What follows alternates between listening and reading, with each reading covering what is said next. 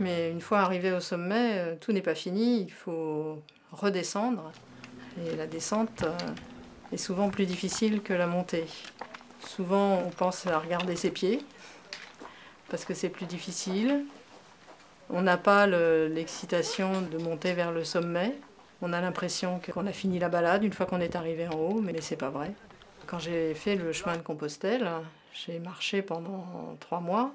C'est un chemin où il y a très peu de sommets, puisqu'on franchit les Pyrénées, mais ça se fait en une journée.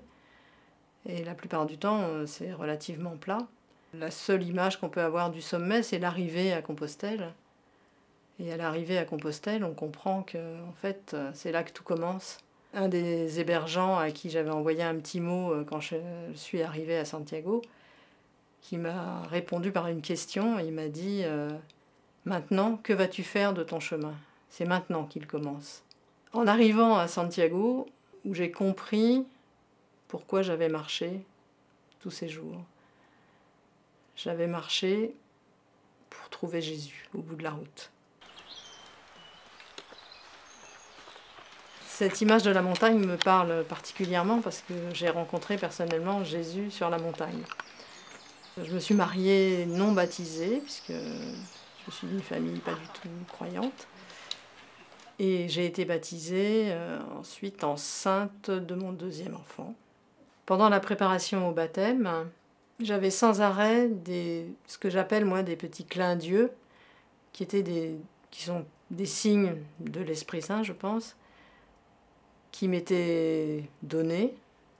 Et ça jalonnait tout mon parcours vers le baptême, et ensuite vers la confirmation l'année d'après.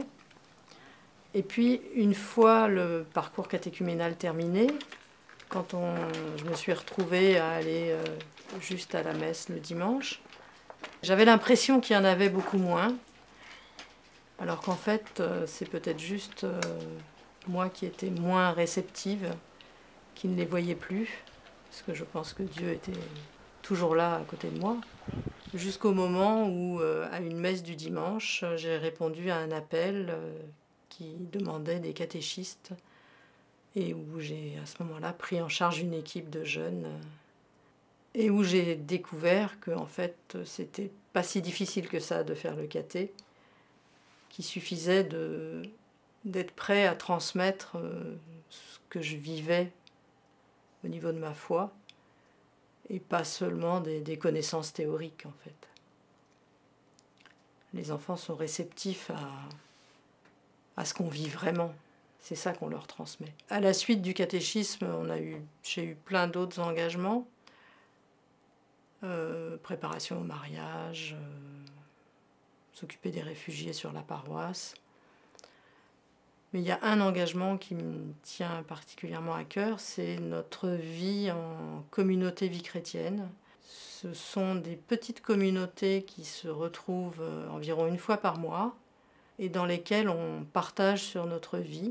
Le but de la communauté étant vraiment ce partage et pas de faire des choses ensemble, mais la communauté porte les engagements de tous ses membres, des engagements dans le monde pour les autres.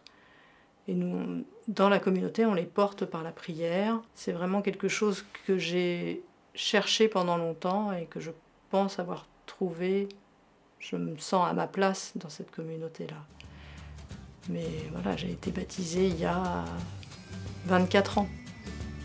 Donc tout ne vient pas tout de suite. Il faut chercher.